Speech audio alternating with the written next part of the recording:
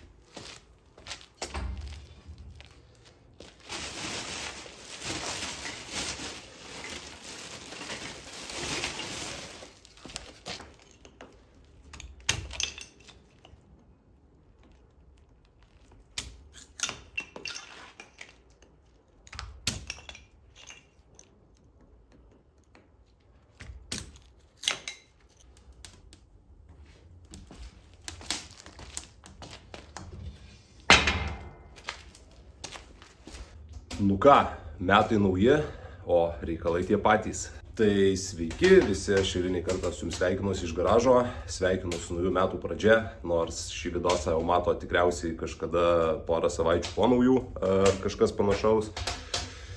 Pasidariau kelis darbus, kad įsivažiuot su naujų metų pradžia. Filmavau, bet medžiagą praradau, per daug dėl to nesiparinu, nes realiai labai kažko įdomaus nebuvo ir tuoj pamatysit kas, kaip ir kodėl. Tai keli update'ai, užsakytos kelios naujos dalys jau yra ir padaryta keli nauji darbai, tai gal aš tiesiog parodau, kaip viskas atrodo, truputį papasakoju ir po to pereisim prie to, ką darysim toliau. Žiūrim, ką turim. Tai apart eilinio bardako garaže turim naują sparną, kuris jau išpjaustytas, kadangi, kaip pamenat, praeitas buvo sulenkęs, tada kažkas geltonuoja salone. Tai jau matote, kokia spalva nusidažė puslankiai. Ir viena iš spalvų, kuri dominuos šiam projekte šio sezono metu. Kas sekat mane Instagrame, tai tikriausiai spalvą jau matėt. Kviečiu tą padaryti, jei norit tiesiog anksčiau pamatyti informaciją bei gauti dar papildomos. Ką matom toliau iš karto? Tai ketvirčio daug visokių pilkų plėmų. Tai yra špaklius, truputį šveičiu, truputį špakliuoju. Čia jau pradėjau su slenkščiu. Kaip špakliuoju, nežinau, kažkiek gal pafilmuosiu dėl timelapso, bet šiaip labai daug į tai nesigilinsiu, nes nei moku tą daryti, nei patinka tą daryti, nei manau, kad įdomu tą žiūrėti. Tada jei pasisuksim į kitą pusę, tai čia turim krešberą, kuris irgi yra geltonos spalvos. Tai tas reiškia, kad šitas daiktas irgi greitai turės atsirasti čia. Tada kas dar įvyko už kameros. Jau pradėjau atsimatavęs maždaug pjaustyti lonžeronus. Tik tais neturiu pakankamai didelių diskelių, nenoriu nelygiai nupjauti, iš apačios pjausiu tikriausiai didesniu, bet čia kiek vėliau. Tada dar ką matom, kad čia salone apmažėjo laidų. Tai galim įlysti į saloną. Turim jau atvestus laidus akumuliatoriui kažkur čia. Čia dar minusas numestas. Ir tuo atsikraustysiu visą šitą bardakėlį ir parodysiu, kaip dar susitvarkiau laidų salone. Tai salone vaizdas maždaug toks, toj pusėje visi laidai izoliuoti, tvarkingi. Man bent jau užtenka, kiek jie tvarkingi, galima aišku visada padaryti tvarkingiau. Šitoj pusėje irgi visi pliuso laidai, čia dar gal šitą biškį padėtį pakeisiu, bet pamatysim vėliau, kai sudės įdynį. Tada visą šitą kasą, kas eina į bagažinę, irgi izoliavau, tvarkingai sutvarkiau ir viskas ten gražiai praeina per šitą šildą į bagažinę. Nuoširdžiai labai tingiu atsikraustyti visą šitą reikalą, nes tiesiog viską sukrausiu ten, o vietos garaže nedaug. Tai kadangi šioje pusėje šiandien galimai nedirbsiu, tai kol kas nekraustau. Tiesiog neatsimenu, rodžiau ar ne, šita pusė bodžio yra kaip ir surinkta ketvirtis, slengstis ir sparnas. Kadangi čia yra skirtingi body kitai, tai čia tiesiog iš vidinės pusės išpjoviau ten tokį lankelį, kad viskas sueitų. Realiai šita dalis tiesiog prisispaus, nusipjaus apačia, viskas nusižys vienodas spalva, o šito vietą tiesiog paliksiu tarpelį, nes man asmeniškai taip atrodo visai gražiai. Tai iš esmės tokie tie darbai, kaip ir minėjau, labai kažko įspūdingo nepadariau, tiesiog špakliavimai, laidų tvarkymai, visi šitie mėlačiai užtrunka gana nemažai laiko ir vis dar nesugalvoju ir net nežinau iš tikrųjų ar įmanoma kažkokį konceptą, būdą, kaip galėčiau visus šitus darbus filmuoti ir pateikti jum, kad juos būtų įdomu žiūrėti. Tai vėlgi, jeigu turit kažkokių idėjų, tai tikrai kviečiu jam pasidalinti komentaruose. Aš noriu filmuoti tai, kas įdomu jum, bet jūs man to nepasakot ir aš nežinau, kaip man elgtis. Tai šitą video vėlgi padarysiu biškį kiek kitokį. Realiai stebiu peržiūras, stebiu jūsų reakcijas ir maždaug bandau išmokti ir įsivaizduoti, kokią kryptim toliau judėti. Tai pečius kūrenasi, užsimetu dar malkų, kimbu į darbus, dar nenusprendžiau, nuo ko pradėsiu, bet galimai šiandien vien špakliavimas, tai būtent iš šiandienos gal labai daug kadrų nebus. Mes šitą pamatysim kiek vėliau. Naujas vidosas. Nauji metai, darbai tie patys, tai kimbam į juos ir nėra ką čia daug šnekėti.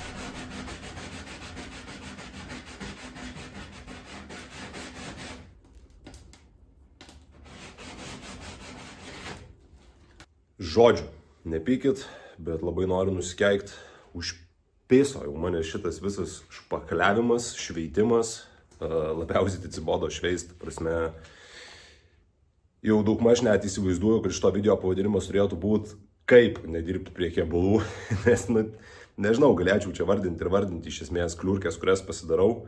Tai esminiai patarimai jum, jeigu nesat špakliavęs ir špakliuosit, nepersistenkit su špaklium, nes visą perteklių jums reikės šveist. Tai čia būtų pirmas. Tada būtų dar N, bet jau net nežinau, iki tiek ištripau čia klausydamas podcastus ir tiesiog monotonišką darbą darydamas, kad biškai parodysiu vaizdų, ką turim. Tai kokia esmė? Čia matom ketvirtį, kurį matėm prieš tai. Tai praeitą kartą buvau nusišveitęs šitą lopuką ir pagalvojau, atsivežiau balto grunto, kad galėčiau įsipūsti ir matyti, kur yra nelygumai. Tai iki tiek papurškiau, kad man net matosi, kokio tiesiog dydžio patiokas yra, kurį dabar irgi reikės nušveisti, aišku. Tada, kada pradeda kietėti špaklius, jis pradeda gumuluotis, kadangi špakliuoti nemoku. Tai daugumoje vietų šveisti reikės tokias situacijas. Dabar apsišvyčiau va šitą, tai atrodo kaip ir nieko, tai reiks dabar kaip nors be patiokų užpūst. Gruntas, aišku, irgi skirtas metalui. Tai čia irgi klasikėlė. Dabar parodysiu dar slengstį. Iš špakliavimo vietelių galima matyti, kiek šiaip slengstis defektų turėjo. Tai aš jau nekalbu apie tai, kas yra apačioj, nes apačioj taip gražiai nieko netvarkysiu, nes nesimatys tiesiog. Tai jo, žodžiu, vien va šitą visą vietą nušveisti, čia sakykime grubiai apie pusę darbo padaryta ties lenkščių, tai gera valanda pusantros. Žodžiu, yra reikalų, galiu pasakyti, dar kaip kuriuose vietose per mažai, tai reiks dar kartą peršpakliuoti ir prašveisti. Dar ne faktas, kad nugruntavus nereiks trečią kartą to daryti. Karoči. Dar vienas patarimas būtų, tai nebūtinai su 2000 švitriniu popierium apsimoka iš karto eiti ir šveisti, nes nebūtinai jis nuims tą visą didžiausią mėsą. Tai dabar šiaip su 320, man atrodo, šveičiuosi tiesiog iki panašiai lygumos, biškai palieku dar pertekliaus ir jau tada eisiu su ten 1000, 2000 ir dar smulkesniais, gal nežinau, reiks dar paguglinti, kaip čia daryti, nes ne mano temos yra tekę tokius darbus daryti, bet visų pirma, aš jų labai nemėgstu, visų antra, labai nemoku ir, žodžiu, tas ir matosi rezultate. Tai faktas, kad aš galinį rezultatą padarysiu plius minus gražų ir jinai su 10 metrų taisyklė atrodys tikrai gražiai. Bet kaip užknisa, ta prasme, kaip kurie įsivaizduojat, kaip kurie neįsivaizduojat, nesiūlau daryti šiaip. Yra žmonės, kurie to užsiima, kreipkitės, sumokėkit pinigus, tikrai nepritaupysit, galiu garantuoti. Nebent mokat arba esat gabūs tokiuose reikaluose, tai čia vėlgi pagal situaciją. Ir jeigu jūs dabar bežiūrėdami vaizdo įrašą galvojat, durnelis, tai kam tiek špakliuoti šitų nelygumų? Tai hebra, čia nesmė nelygumuose, aš juos nekreipčiau dėmesio, man neįdomu, ta prasme 100 metų užsidažys ten kažkur biškiai banga ar kažkas, man visiškai nesvarbu. Tai aš parodysiu, kodėl aš tą darau. Taradadam, tai kaip jums vaizdelis kitoj pusėje? Visa esmė, kad kažkokių nelygumų baisių ten, va tokias vietas jau užpakliuoju, nes jos nudažius labai negražiai atrodys. Bet čia yra tiesiog epoksidas pralindęs, klijuota vieta, automatiškai reikia viską sušveisti, užpakliuoti ir tada jau vėl ten viskas išėlės. Apie arką jau nekalbu, panaši situacija gal netokia baisi buvo ir toj pusėje. Tai tiesiog susišvyti, susilyginti tą arką, visai kitas vaizdas bus nudažius, nes tokį nudažyti, tai čia, ką žinau. Dabar galvoju, šiaip kad įsivaizdavimui, tai dabar aš parodau kadrus, kaip šiaip mano automobilis po pirmo sezono atrodė maždaug. Tai kadangi tuos kadrus pamatėt, tai dabar galit man pasakyti, iki kiek aš šiaip esu saugus vairuotojas arba iki kiek mėgstu važiuoti preciziškai.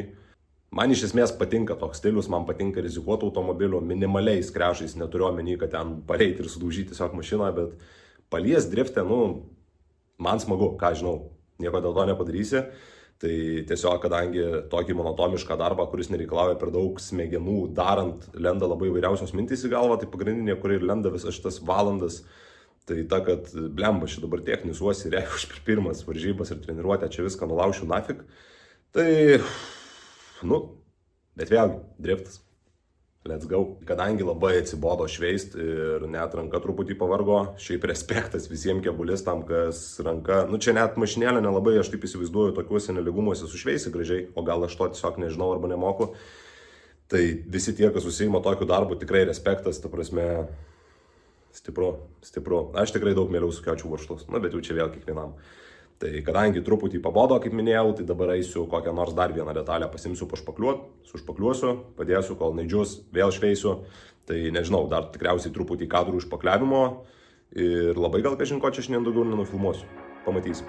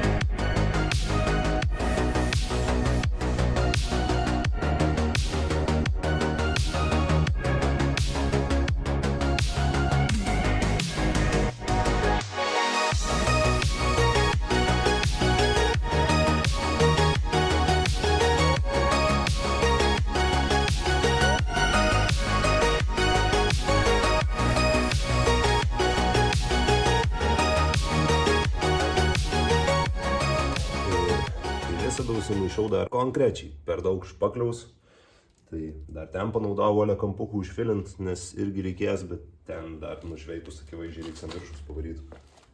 Aš iš tikrųjų net nežinau, ar tokius vaizdus į YouTube'ą galima legaliai dėti, kaip aš čia špakliuoju, nes nedaug dievė jūs kažkas pažiūrėsit ir dar sugalvosit atkartot, tai čia realiai jaučiu pavojingiau negu iš parašiuto šokt. Iš parašiuto, su parašiutu reikėtų šokt. Jo, tai nežinau, parodžiau kaip šveičiu, parodžiau kaip špakliuoju, net nežinau, ką aš tam procesui daugiau rodyti, nebent kaip daiktus mėtau, spardau iš nervų ar dar kažkas nesąmonės darau, juokauju, aišku, nesu kažkoks psichas. Tai pasijungsiu kokį podcastėlį dar vieną, jau mačiau apie 6 vakaro, tai kokių bent jau 7:30, manau, pabūsiu. Tai dar pašveitinėsiu kažką, tai užpakliuoju daugiau ne, tai dar prieš važiuodamas iš garažo tikriausiai kokį komentarą paliksiu ir toliau varom dirbti.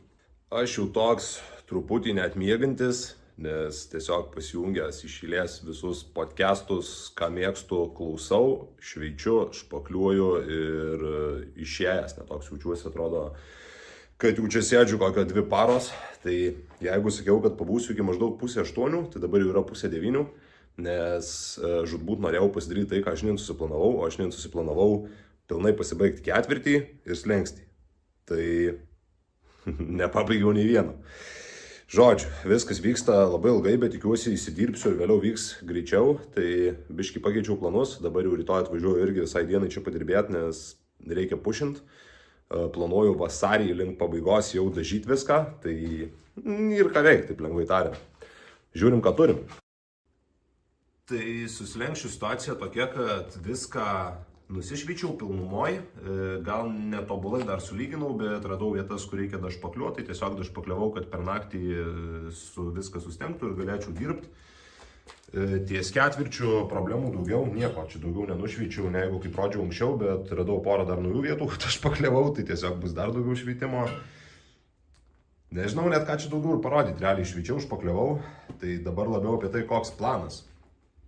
O planas pagalvojau darysiu taip. Dabar tiesiog turiu keleivio pusę automobilio, tai noriu pilnumoje ją pasiruošti, pasidaryti, kad tokį turėt kaip atskaitos tašką ir, sakykime, bus apie 40-45% body kito baigti. Tai nusišpakliavau, dar pamiršau paminėti priekinį sparną, bet prieš tai matėt. Tai žodžiu, pasidarau priekinį sparną, slenkstį, ketvirtį ir kaip ir viskas, nes automobilio dalis pakeičiau, tai iš esmės užšpakliuoti nelabai reikės. Tai pasidarau šitą reikalą, tada viską susikniedėjus riegiais ir jau susisuku pilnai taip, kaip viskas turės būti. Tai iš esmės liks tik tai nudažyti, ten nugruntuoti ir žodžiu taip toliau. Tai taip trumpai šveičiam, sušveičiam viską iki idealaus, nugruntuojam, susukam ir jeigu turim jau pilną bodį, kuris paruoštas dažymui, reiškia ta pusė automobilio yra baigta. Tada, kad būtų kiek įdomiau, einu prie galo, prie galinės dalies, bagažinės ir galinio buferio, kur irgi yra kalnas darbo, pasidarau juos, irgi viską pilnumoj, susuku, sutvirtinu, uždedu ir tada kita pusė. Tai realiai po viso šito liks tik priekinis buferis, prie kurio yra daugiausia darbo ir žiauriai durni kampai ten, Kadangi dar svarstau, kad gal gera kaina nupirksiu kitą tvarkingesnį, tai palikau į pačiai pabaigai. Šiaip dar norėčiau stiklo audinio kapoto, tai matysim, kaip bus dėl to. Tai planas kaip ir aiškus, net neturiu ką daugiau ir pakomentuoti. Iš esmės tiek šiandien, važiuoju ilsėtis, įsimiegot ir tada grįžtu rytoj. Galbūt viliuosi, kad rytoj pavakarosiu, kadangi penktadienis ir pabaigsiu šitą pusę. Jau norėčiau iš tikrųjų. Tai žodžiu tiek, kad toliau čia nenusišnekėčiau, nes jūs smegenys ištirpę. Važiuoju namo ilsėtis, susitinkam rytoj garaže. Turim penktadienį, vėl esu garaže, dabar yra apie 5 valandos vakaro. Turėjau nemažai visokių kitokių reikalų, tai užsivėlinau atvažiuoti. Bet kaip ir minėjau, prieš tai šiandien pavakarosiu. Šiandienos mano planas yra jau, kaip minėjau, kiek anksčiau susidėti visą keleivio pusę, tai yra pilnai susisukti, atsivežiau visokių dalykėlių, tai gal trumpai parodau juos. Tai vat visokių varžtukų, šaibukių, graštukų, visko, ką reikia, dar pasipildžiu švitrinio, dar pabandysiu vat tokiam kempinėlėm pažaisti, pažiūrėsim, kas gausis. Ir iš esmės noriu pasibaigti šveisti ketvirtį, jį prisisukti, susikniedyti, analogiškai su slenkščiu ir analogiškai su sparnu. Panašiai kaip kalbėjom vakar. Tai vakar po darbų grįžęs namo kažkaip atsigavau netikėtai ir atsirado dar papildomų jėgų. Tai prisėdau prie kompo, įskėliau visą medžiagą, ką sufilmavau vakar, pradėjau editinti ir supratau, kad turim 20 minučių plus visai neblogos medžiagos. Jūs ją jau matėt ir dabar žiūrit, ką aš čia šneku, tai esmė tokia, kad ties tuo šį video ir pabaigsim. Šiandien daugiau nefilmuosiu, bus ir darbas greitesnis ir juolab, kad čia viskas tas pats per tą patį. Tai kaip man sekėsi, pamatysit jau kitam vaizdo įraše. Tikiuosi gerai pažiūrėjot, šiam kartui užteks ir susitiksim 5 epizode. Ačiū, kad žiūrėjot ir iki.